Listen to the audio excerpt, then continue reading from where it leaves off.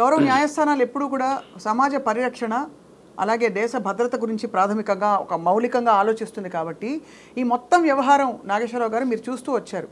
ఎక్కడెక్కడ పొరపాట్లు జరిగాయంటారు? అంటే తెలుసో తెలియక కొంత అందరూ ఇన్వాల్వ్ అయిపోయి ఒక పాయింట్ అయ్యాక వాళ్ళు తప్పుకుని ఇలా అవుతుందంటారా, లేక బలవంతంగా నిజంగానే అందరినీ ఇన్వాల్వ్ చేయబడి ఈ విధమైన, అంటే ఎందుకంటే చిక్కుముళ్ళు చాలా ఉన్నాయి. ఫలానా వ్యక్తికి ఏదో రిలేషన్షిప్ ఉందని, ఆ రిలేషన్షిప్ ఉండబట్టి ఎక్కడో రేప్ కేసు అటెంప్ట్ కూడా ఉందని చెప్పి ఆ కేసు పెట్టడం లావణ్య, మస్తాన్ సాయి అనే వ్యక్తి, ఇవన్నీ ఇన్వాల్వ్ అయిపోయి చిక్కుముళ్ళు. ఇందులో ఈ కేసు ఆత్మ ఏమిటి మీ దృష్టిలో sir? What is the most important thing ఇందులో? ఇప్పుడు దీంట్లో మీరు అడిగింది ఏంటి అంటే, ఇప్పుడు ఒక్కొక్క ఈ సమస్యని మనం చాలా కోణాల నుంచి చూడాల్సి వస్తుంది. అవును, ఒక అడ్వకేట్ కింద చూస్తే ఒక రకంగా అనిపిస్తుంది, కరెక్ట్. సామాజిక పరంగా చూస్తే ఇంకో రకంగా అనిపిస్తుంది, చట్టపరంగా చూస్తే ఇంకో రకంగా ఉన్నది, అవును, మీడియా పరంగా చూస్తే ఇంకో రకంగా ఉన్నది. అవును, దీన్ని ఏ కోణాల నుంచి మనం విశ్లేషించాలి దీన్ని ప్రధానంగా?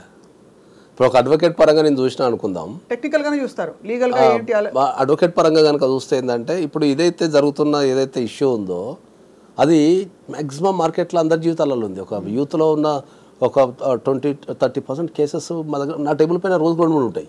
ఏం కేసులు? ఈ పెళ్లి చేసుకుంటా అని చెప్పి, పెళ్లి చేసుకోకపోవడం, మోసం చేసిండని చెప్పేసి ఈ కేసులు పెట్టడం, వీళ్ళు వాళ్ళ మీద పెట్టడం, వాళ్ళు వీళ్ళ మీద పెట్టడం, దొంగతనాల కేసులు పెట్టడం, ఇరికించడం లాంటి కేసులు, ఈ రిలేషన్షిప్స్కి సంబంధించిన కేసులు చాలా ఉన్నాయి. ఈ కేసు ఎందుకు పాపులర్ అయింది అంటే ఏంటంటే, వాళ్ళు కొద్దిగా రాస్తారు నిజ సెలబ్రిటీ కాబట్టి జనాలు కొద్దిగా ఆసక్తి ఉంటుంది కాబట్టి మనం ఈ కేసు పాపులర్ అయింది. అవును, ఇట్లాంటి కేసులు రాష్ట్ర వ్యాప్తంగా ప్రతి పోలీస్ స్టేషన్లో ఉన్నాయి. ఇంతకంటే ఘోరమైనవి వీడియోలు దొరికినవి ఉన్నాయి, ఇంకా అన్నీ ఉన్నాయి. కాకపోతే ప్రధానంగా ఏంటంటే, ఈ కేసు అనేది కొద్దిగా పాపులర్ కేసు కాబట్టి ఇంకా అది పాపులర్ అయిపోయింది. అవును, అది సమాజ పరంగా చూస్తే దీనికి ఇప్పుడు అడ్వకేట్ పరంగా నేను చెప్పాల్సుకున్నది. సమాజ పరంగా చూస్తే ఏమవుతున్నది అంటే, సమాజ పరంగా చూసినప్పుడు ఏంటంటే, ఇద్దరు పెళ్లి కాని వ్యక్తులు 2 కుటుంబాలకు తెలిసి, ఇద్దరు పెళ్లి కాని వ్యక్తులు 2 కుటుంబాలకు తెలిసి ఒక ఇంటి కింద నివసించడం అనేది ఎంతవరకు భావ్యం అనేది ఒక క్వశ్చన్. ఎందుకంటే ఇప్పుడు బీయింగ్ నేను కూడా ఒక ప్రేక్షకుడే కదా. అవును. సో ఇప్పుడు పెళ్ళైందా పెళ్లి కాలేదు ఒక కాన్ఫ్లిక్ట్ నాకు. అవును, కరెక్టే కదా. ఓకే, ఇప్పుడు పెళ్లి కాలేదు అనుకో, మరి ఈ 2 కుటుంబాలు ఎట్లా యాక్సెప్ట్ చేసినాయి అనేది ఒక పాయింట్ నాకు. సమాజ పరంగా నేను అడ్వకేట్ని కాదు, ఒక సమాజ పరంగా నేను ఒక వ్యక్తిని అనుకుంటే నాకు ఒక కాన్ఫ్లిక్ట్ ఏముంటుంది? అరే వీళ్ళ కుటుంబం తెలుసు అంటున్నారు, వాళ్ళ కుటుంబం తెలుసు అంటున్నారు, మరి వీళ్ళిద్దరు ఒక 11 years రిలేషన్షిప్లో ఉన్నప్పుడు ఈ 2 కుటుంబాలు ఏం చేసినాయి అంటే, సమాజంలో ఇప్పుడు ఈ ఇష్యూ ద్వారా ఏంటి అంటే, మీరు సమాజంలో ఒక 2 వ్యక్తులు పెళ్లి కాకుండా నివసించవచ్చు అనేది మీరు మెసేజ్ పంపిస్తున్నారా? అది వ్యాలిడా ఇన్వాలిడా అనేది చట్టపరిధిలో ఏముంది అంటే ఈ విషయంపై? చట్టపరిధిలో మనకు భారతదేశానికి ఉన్న బ్యూటీ ఏంటంటే, చట్టం కంటే ఎక్కువ మన మోరల్కి వాల్యూ ఇస్తాం. మోరల్ వాల్యూస్కి ఎక్కువ వాల్యూస్ మన దగ్గర భారతదేశానికి, ప్రపంచంలో ఉన్న అన్ని దేశాలకు భారతదేశానికి ఉన్న తేడా ఏంటంటే, ప్రపంచంలో అందరూ చట్టానికి వాల్యూ ఇస్తారు, మనం చట్టం కంటే ఎక్కువ మోరల్కి వాల్యూ ఇస్తాం. మోరల్కి, సమాజము పరిధులు వాటి కొన్ని ఉంటాయి. ఇప్పుడు చట్టపరంగా ఇప్పుడు మనం చట్టమే తీసుకుందాం అనుకుందాం, ఒక పెళ్లి కాని వ్యక్తి ఇద్దరు పెళ్లి కాని ఒక అబ్బాయి ఒక అమ్మాయిని ఒక ఇంటికి రెంట్ ఇవ్వగలుగుతారా? ఎవరన్నా ఒక ఇంట్లో రెంట్ ఇవ్వగలుగుతారా? అంటే చాలా ఈ మధ్య ఇవ్వట్లేదు. అసలు వ్యక్తి వచ్చి వస్తూ పోతూ ఉండే ప్లేసెస్ మీద చేసుకుంటున్నారు. అంటే నిజమే, అంటే నిజంగా చూస్తే కలిసి ఎవరు తీసుకోవట్లేదు రెంట్కి. కలిసి తీసుకోవడం లేదు, మనం చట్టము మొరల్ మాట్లాడుతున్నాం. చట్టము మొరల్ మాట్లాడేటప్పుడు ఇద్దరు పెళ్లి కాని వ్యక్తులు పోయి రెంట్కు తీసుకునే అవకాశం ఉందా? లేదు. ఇస్తున్నారా? మరి చట్ట ప్రకారం ఇవ్వాలి కదా. ఇవ్వాలి. చాలా హోటల్స్లో కపుల్స్కి మాత్రమే రూమ్స్ ఇస్తారు. అన్మ్యారీడ్ వాళ్ళకి ఇప్పటికి కూడా ఇండియాలో చాలా చోట్ల బోర్డు పెట్టి ఉంటుంది, unmarried couples are not allowed అని చెప్పేసి. మరి అకార్డింగ్ టు ద లా అయితే మరి వెళ్ళాలి కదా మరి. కాబట్టి ఏంటంటే, మనకు మోరల్కి వాల్యూ ఇస్తాం కాబట్టి చట్టంలో మేజర్ అయిన 2 వ్యక్తులు కలిసి ఉండే అవకాశం ఉంది. ఎందుకంటే లివ్ ఇన్ రిలేషన్షిప్ అనేది కోర్టులు కూడా గుర్తించినాయి. లివ్ ఇన్ రిలేషన్షిప్స్ కోర్టులు గుర్తించినాయి. మన సాంప్రదాయం కాకున్నా కూడా మేజర్ అయిన 2 వ్యక్తులు కలిసి ఉండే అవకాశం ఉంది అని చెప్పి గుర్తించినాయి. సో లివ్ ఇన్ రిలేషన్షిప్ కోర్టులు గుర్తించిన సామాజిక పరంగా మోరల్గా అది తప్పేనంట మనం. రైట్. ఎవరు కూడా ఒప్పుకోరు కదా. ఒక అమ్మాయి కానీ ఒక అబ్బాయి కానీ, ఇప్పుడు నేనే ఉన్నా నా కొడుకు పోయి ఇంకో అమ్మాయిని పెళ్లి కాకుండా నేను కాపురం చేస్తా అంటే ఎవరు ఒప్పుకోరు కదా. మోరల్గా ఒప్పుకోరు. చట్టపరంగా మనం ఏం చేయలేము దాంట్లో. కాబట్టి మనం మోరల్గా వాల్యూ ఇస్తాం కాబట్టి సామాజిక పరంగా ఏంది దాని ఇష్యూ అనేది ఒకటి చూడాలి. మనం ఎన్నేళ్ల సహజీవనం ఉంటే ఇది దాదాపు పెళ్లి దాకా వెళ్ళిన విషయం కాబట్టి వీళ్ళకి ఈ హక్కులు వస్తాయి, వాళ్ళకి ఆ హక్కులు వస్తాయి అని మనకు అర్థమవుతుంది సార్. జనరల్గా సహజీవనంలో 2 సంవత్సరాలు కంటిన్యూస్ లివింగ్ ఉంటే వాళ్ళిద్దరిని భార్యాభర్తల కింద పరిగణించే అవకాశం కోర్టుకుంటుంది. సో అక్కడ పెళ్ళైందా లేదా అనే ఫోటో ముఖ్యం కాదండి. అవసరం లేదు. ఒక ఇద్దరు వ్యక్తులు కంటిన్యూస్గా ఒక ఇంటి కింద 2 years ఉన్నాము, మేము భార్యాభర్తల కింద మేము పరిగణించబడినాము అనుకుంటే వాళ్ళని భార్యాభర్తల కింద మేము కలిసి జీవించినామని చెప్పి పెళ్లి చేసుకోకుండా కనుక ఉంటే వాళ్ళిద్దరిని అక్కడున్న సాక్ష్యాలను బట్టి వాళ్ళిద్దరిని భార్యాభర్తల కింద పరిగణించే అవకాశం కోర్టుకుంటుంది. రైట్. ఎప్పుడైతే భార్యాభర్తల కింద పరిగణిస్తారో అప్పుడు అన్ని రైట్స్ వచ్చేస్తాయి. ఓకే, ఇక్కడ ఇంకో క్వశ్చన్. అదే టైంలో భార్య ఇంకొక వ్యక్తితో కానీ భర్త ఇంకొక వ్యక్తితో కానీ ఎక్స్ట్రా మ్యారిటల్ అఫేర్ పెట్టుకుంటే, అంటే నేను అనేది live in relationship come marriage అని ఏదైతే అనుకుంటున్నామో దాని ఆ పరిధిలో జరిగితే అది చట్ట కోణంలో నేరమా, శిక్ష పడే నేరమా?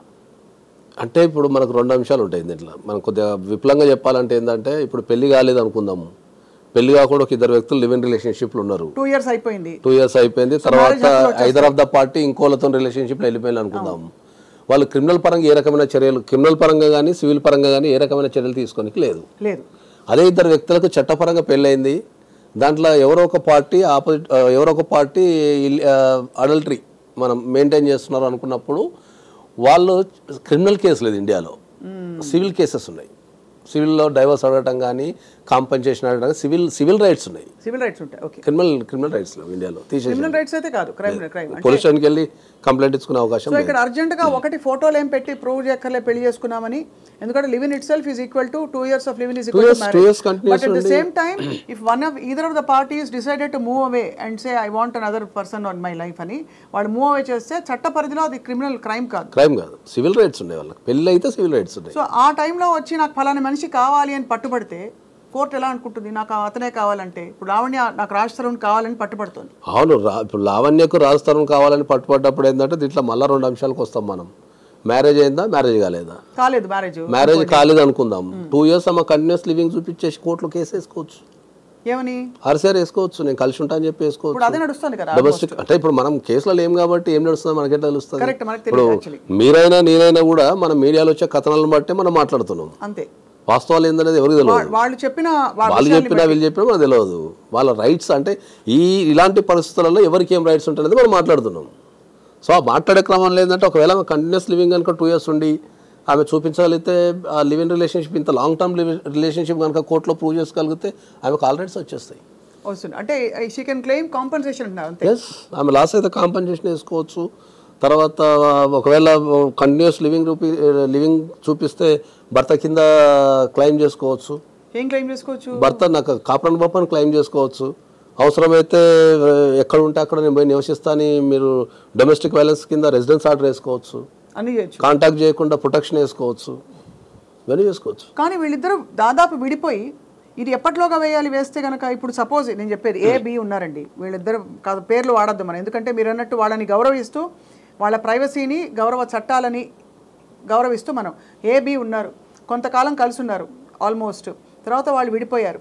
ఆ విడిపోయిన కొంతకాలం తర్వాత ఒక 2-3 ఏళ్ల తర్వాత ఒకళ్ళు సడన్గా మేల్కొని నాకు అతనే కావాలి, అతను వేరే రిలేషన్షిప్ పెట్టుకుని వెళ్ళిపోయాడు అని అంటే ఇజ్ దట్ వ్యాలిడ్? ఎందుకంటే 2 ఏళ్ళు 3 ఏళ్ళు ఊరుకుని లేదు గ్యాప్ వచ్చిన తర్వాత 2 years 3 years కలిసిన తర్వాత ఆ రిలేషన్షిప్ అనేది కంటిన్యూ అవుతుంటే మీకు వేసుకోవచ్చు. దాన్ని కంటిన్యూ కాలేదనుకోండి, మధ్యలో కంటిన్యూ కాకపోతే మళ్ళీ అది క్వశ్చనబుల్ అయిపోతుంది, అది నథింగ్ బట్ వైడ్ అయినట్టే ఉంటుంది అది. రైట్. అట్లా ఇప్పుడు ఒక 2-3 సంవత్సరాలు కలిసి ఉండి తర్వాత మళ్ళీ 2-3 సంవత్సరాలు కలిసి లేవనుకో మళ్ళీ fresh cause of action arise అవుతుంది మీకు. అంతే. అంటే అదే ఎందుకంటే కలిసి ఉండి ఒక ఇంటి కింద కలిసి ఉండి ఒక 2-3 years తర్వాత విడిపోయినా కూడా మన రెగ్యులర్ కాంటాక్ట్ లో ఉండాలి.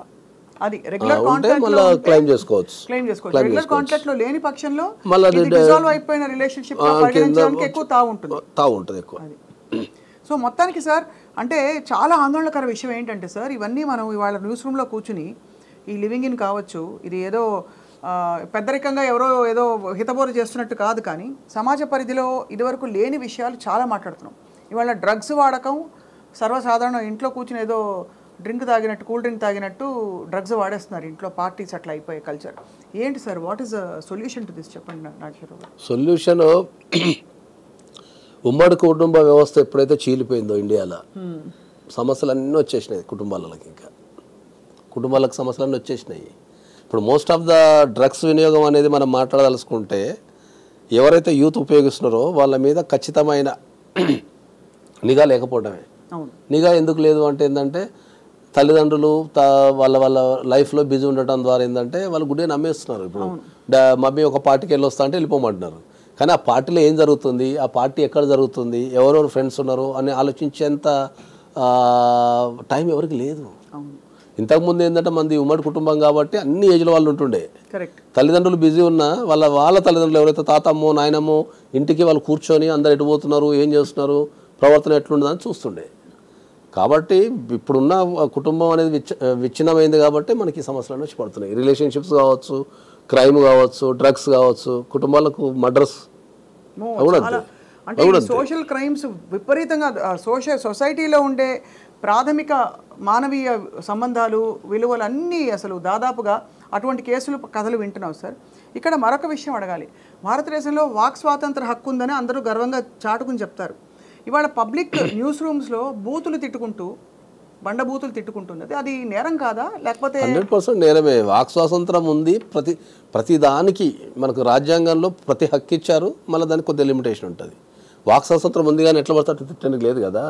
నువ్వు రాజ్యాంగానికి లోబడే తిట్టు, విమర్శించొద్దని ఎవరు చెప్పరు. ఏ వ్యక్తిని ఎవరైనా విమర్శించే హక్కు ఉంది. ఆ విమర్శ అనేది నీకు చూడటానికి కానీ మాట్లాడుకోవడానికి కానీ మంచిగా ఉండాలి. తిట్టుకునే లెవెల్కి వెళ్ళొద్దు ఎప్పుడు అనేది, అది పర్సనల్గా తిట్టుకునే లెవెల్కి వెళ్ళొద్దు అనేది చెప్తాం మనం. దానికి వాచ్ డాగ్ ఎవరు సార్? దాన్ని పరిధిలో పెట్టే వ్యక్తులు ఎవరు చెప్పండి? దాన్ని పరిధిలో పెట్టే వ్యక్తులు ఎవరు లేకున్నా కూడా ఎవరైతే అగ్రూప్ పార్టీ ఉంటారో వాడే వాచ్ డాగ్. ఇంకా వాళ్ళు అంతే. ఇప్పుడు నేను మిమ్మల్ని తిట్టినా అనుకో, మీరే వాచ్ డాగ్. ఇంకా మీరు వైపు పోలీసులకి కేసు పెట్టాలి అంతే. వాళ్ళకి బాధ్యత ఉండదంటారా? అదే చెప్తున్నా కదా మీకు. సామాజిక బాధ్యత అనేది ఇప్పుడున్న యూత్కి కానీ ఇప్పుడున్న జనాలకు కానీ లేదు. ఎందుకంటే ఇంతకుముందు సమాజం అనేది సామాజిక బాధ్యత భయంతోనే బతికిపోయినాం మనం. మీకు నేను కొన్ని లక్షల ఉదాహరణలు చెప్తాను. మీకు సామాజిక బాధ్యత లేదు అంటే లక్షల ఉదాహరణలు చెప్తాను నేను మీకు. ఇప్పుడు ఇంతకుముందు ఒక పెళ్ళైన అమ్మాయి ఉంటే ఆ పెళ్ళైన అమ్మాయి పండగ పూట ఒక 30 సంవత్సరాల క్రితం వెనక్కి వెళ్తే పండగ పూట ఒక ఇంటికి వెళ్తే ఒక్కరోజు ఎక్స్ట్రా ఉన్నా కూడా ఈ ఇంటి పక్కల చుట్టుపక్కల వాళ్ళందరూ అడిగేటోళ్ళు, ఏమైంది ఇంకా పోలేదా, ఇంకా అయ్యో ఇంకా పండగ అయిపోయింది కదా, మీ అల్లుడు రాలేదా, తీసుకపోవడా, లేదా మీరు పంపారా అని వాకం చేసేటోళ్ళు. ఆ భయానికి వీళ్ళు బస్సు ఎక్కిస్తుండే. అర్థమైందా? అది సామాజిక బాధ్యత. ఇప్పుడు పెళ్లి చేసుకున్న తెల్లారి నుంచి ఇంట్లో ఎవరు అడుగుతలేడు. ఏమంటున్నారు, నాకెందుకు ఆమె పెళ్లి చేసుకోకపోతే నాకెందుకు, చేసుకోకపోతే నాకెందుకు అనే భయం అంటే వీళ్ళు కూడా అంతే అయిపోయారు. ఇంకా అట్లనే ఇప్పుడున్న యూత్ కూడా ఉన్న ఎన్నో ప్రొవిజన్స్ రకరకాల చట్టపరంగా రకరకాల ప్రొవిజన్స్ అన్నీ ఉన్నా కూడా వాడు అక్కడ కూర్చుంటాడు, విమర్శిస్తాడు తప్ప ఒక అడుగు ముందుకెళ్ళాడు. ప్రభుత్వాలన్నీ సరిగ్గా నిలవడానికి మనకు ఆర్టీఐ యాక్ట్ పెట్టారు. అది వాచ్ డాగ్ అని చెప్పారు కదా ఇంతకుముందు. అంతే. వాచ్ డాగ్ అందరున్నా కూడా మన ప్రతి పౌరుడు watchdog to the government. Correct. ఏ డిపార్ట్మెంట్ అయినా ఏ టైం అయినా పోయి క్వశ్చన్ అడిగి నాకు పలానా ఇన్ఫర్మేషన్ ఇవ్వాలంటే ఇవ్వాలి వాళ్ళు తప్పకుండా. కరెక్ట్. మరి ఎన్ని ఆర్టీ అప్లికేషన్లు మన సోకాల్డ్ యూత్ ఎన్ని ఆర్టీ అప్లికేషన్లు వేసి ఇప్పుడు రోడ్లు బాగాలేవని తిట్టుకుంటున్నాం కానీ మరి రోడ్డుకు సంబంధించి ఏమైంది, మరి దీనికి ఎందుకు వేస్తలేరు రోడ్లు, మరి మా ట్యాక్స్ పన్ను ఏమైందని ఎవరు అడుగుతున్నారు? కాబట్టి వాచ్ డాగ్ అనేది సమాజంలో అందరం వాచ్ డాగ్. చాలా మొత్తానికి సార్ బాధాకరమైన పరిణామాలు ఏంటంటే యువత ఇప్పుడు వాళ్ళ పేరెంట్స్కి ఎంత కడుపు కోత అనిపిస్తుంది. వాళ్ళు బయటకు వచ్చి సరే వేరే వాళ్ళు అలవాటు చేశారో వాళ్ళు అలవాటు బారిన పడ్డారో ఏదైనా సరే పిల్లలకి దురలవాట్లు లేకపోతే హానికరమైన అలవాట్లు ఉన్నాయంటే తల్లులకి తండ్రికి బాగా గుండె తరుక్కుపోతుంది సార్. నేను అందరికీ చెప్తున్నా ఏంటంటే కొద్దిగా పిల్లల మీద ఎప్పుడు కూడా దృష్టి పెట్టమని చెప్తాను నేను కంపల్సరీ. కాలేజీలలో కానీ ఇంజనీరింగ్ కాలేజీలో కావచ్చు, మెడికల్ కాలేజీలో కావచ్చు, తర్వాత వీళ్ళు వెళ్ళే పార్టీస్ కానీ ఈ పబ్స్కి వెళ్ళినప్పుడు కానీ ఖచ్చితంగా వాళ్ళని ఒక వేయగలిగితేనే రేపు ఎవరికి ఆ కడుపు కోత అనేది ఉండదు. అది నేను చెప్పేది. రైట్ నాగేశ్వరరావు గారు, చాలా ఆలోచింపజేసే విషయాలు. అంటే చట్ట పరిధిలో వచ్చే విషయాలు కొన్ని టెక్నికల్గా ఉండకపోయినా సమాజ పరిధిలో కొన్ని అన్యాక్సెప్టబుల్, తప్పు రైటు శిక్షలు పడతాయని పక్కన పెడితే అన్యాక్సెప్టబుల్ విషయాలు ఇంకా చలామణి అవుతున్నాయి. వాటికి మేబీ శిక్ష పడకుండా తప్పించుకోవచ్చు కానీ గౌరవము, హుందాతనము, ఇంకా తర్వాత విలువలు కోల్పోయి బ్రతకడం అన్నది కూడా అది అంత శ్రేయస్కరమైన పరిణామం కాదు. ఎందుకంటే వాళ్ళ ద్వారా ఇంకా తర్వాత తరాలకి వాళ్ళ పిల్లలకి వాళ్ళు చెప్పుకునే ఎగ్జాంపుల్స్. అది చాలా సందర్భాల్లో అందరికి చెప్తాను నేను, వ్యక్తిగత విషయం వేరు, సామాజిక పరమైన విషయం వేరు అని చెప్తాను నేను. ఇప్పుడు వ్యక్తిగత విషయాన్ని ఎప్పుడు కూడా మీడియాకి ఇవ్వద్దని చెప్తాను ఎప్పుడు. ఓకే, ఎందుకంటే ఇప్పుడు సామాజిక పరమైన ఇష్యూలు అంటే ఏంటంటే ప్రపంచానికి తెలవాలా, ఏం తప్పు జరుగుతుంది, ఏం తప్పు జరగటం లేదన్నది ప్రపంచానికి తెలవాలి కాబట్టి అది మీడియాకి ఇవ్వడంతో, మీడియాలో చర్చ జరగడంతో బాగానే ఉంటుంది. వ్యక్తిగత విషయాలు ఏవైతే ఉంటాయో అవి మనం ఒక వ్యక్తి మీద పగతోనో పగ తీర్చుకోవడానికో లేకపోతే ఇబ్బంది పెట్టడానికో మనం మీడియాకి వెళ్ళడం ద్వారా, ఇప్పుడు మీడియాలో ఉన్న రికార్డులన్నీ అట్నే ఉండిపోతాయి కదా. రేపు ఇంకా 10 ఇయర్స్కో 5 ఇయర్స్కో ఏదో ఒక సంఘటన జరిగినప్పుడు ఎవరో ఒకరు గుర్తు చేస్తూనే ఉంటారు.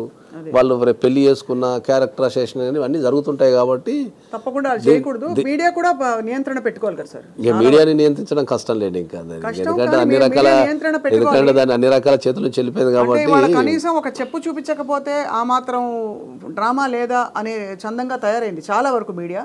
దానికి మీడియా కూడా నియంత్రించుకోవాలి. మనం ఏ సంస్కారం చూపిస్తున్నాం. కాకపోతే నేను అందరికి చెప్పేది ఏంటి అంటే, ఇట్లాంటి ఇష్యూస్ ఉన్నప్పుడు మనం కోర్టు నుంచి ఇంజెక్షన్ ఆర్డర్ తెచ్చుకోవచ్చు ముందే. ఇది చాలా ఇంపార్టెంట్ పాయింట్. ఇది చాలా మందికి తెలియదు విషయం ఏంటంటే, నేనే స్వయంగా ఇట్లాంటి ఒక 2 టాప్ మోస్ట్ ఇష్యూలలో నేనే పోయి ఇంజెక్షన్ ఆర్డర్ తెచ్చిన. ఏం ఇంజెక్షన్ ఆర్డర్ అంటే ఏంటంటే, నా గురించి ఎక్కడ మాట్లాడడానికి లేదు అని చెప్పేసి తెచ్చిన నేను. ఏ మీడియాలో కానీ షార్ట్లైట్లో కానీ ఎక్కడ ప్రెస్ మీట్ పెట్టడం కానీ, నీకేమైనా నా వల్ల ఇబ్బంది కలిగితే, నా వల్ల అన్యాయం జరిగితే నువ్వు కోర్టుకు వెళ్ళు లేదా పోలీస్ స్టేషన్కి వెళ్ళు. మీడియాకి ఎక్కే అధికారం రాలేదు, ఎవరు తీసుకోవద్దని మీడియా సంస్థలకు, at the same time operate వ్యక్తులకు కూడా మనం ఆర్డర్ తెచ్చుకోవచ్చు. రైట్. చాలా ఇంపార్టెంట్ వాలిడ్ పాయింట్ చెప్పారు సార్. చాలా మంది సెలబ్రిటీస్కి ఇది యూస్ఫుల్ ఇన్ఫర్మేషన్. చాలా యూస్ఫుల్ అది. ఎందుకంటే సెలబ్రిటీస్ అనే కాదు, ప్రైవసీ మీరు సెలబ్రిటీ దాకా పోయాలి. ఇప్పుడు నార్మల్ వ్యక్తులు ఏంటంటే మీడియా పెరగడం ద్వారా ఏమైపోయిందంటే, ఇప్పుడు పెళ్ళం మూల మధ్యలో గొడవ జరిగింది అనుకో, కథం పెళ్ళం వెళ్ళి టెంట్ వేయడం, ఇంటికాడ కూర్చొని ధర్నా చేయడం, మీడియాకి ఎక్కేసి కమాన్ అని చెప్పడం, ఉన్న విషయాలని చెప్పడం జరుగుతున్నది. కాబట్టి ఇది ఒక సామాన్య వ్యక్తికి ఎట్ ద టైం సెలబ్రిటీస్ కూడా పనిచేస్తారు. కోర్టులలో జరిగే డిలేస్ వల్ల సత్వర న్యాయం కావాలి, అటెన్షన్ రావాలి ఈ కేసు కానీ చాలా మంది స్వచ్ఛందంగా వెళ్ళి అందుకే వాళ్ళు అలా చేసుకుంటున్నారు. కోర్టులలో డిలే ఉన్నమాట వాస్తవం, కానీ ఇప్పుడు అంతా డిలే లేదు, ఒకప్పుడున్నంత డిలే లేదు. అక్కడ కూడా టెక్నాలజీ పెరిగింది, అక్కడ కూడా స్పీడప్ చేస్తున్నారు, అక్కడ కూడా టార్గెట్స్ అవి ఇవి అన్నీ ఉన్నాయి. సో జనాలు అనుకున్నంత పెద్ద డిలే ఏం లేదు కోర్టులలో. కాకపోతే ఇంత టైం కూడా ఆగే ఓపిక ఎవరికి లేదు. రైట్. నాగేశ్వరరావు పూజారి గారు, ధన్యవాదాలు సార్.